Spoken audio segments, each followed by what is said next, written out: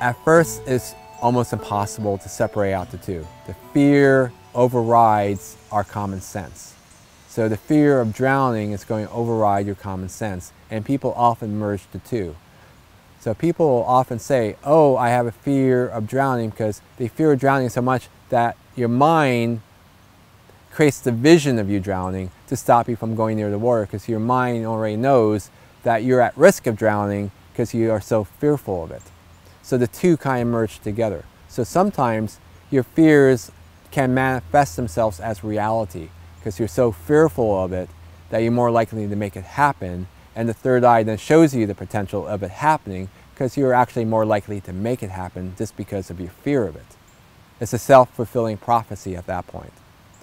So a lot of people do that actually. They actually will have a vision of something bad happening to them based on not reality, not based on potentials, but based on their own fears themselves. And at that point, the two become one, and there is no difference. But understand this, limiting your life due to fear limits your life.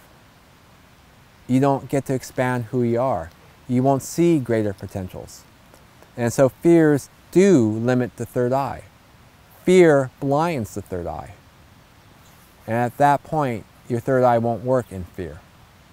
The third eye is not something that can penetrate your own fear if you are a prisoner to your own fear.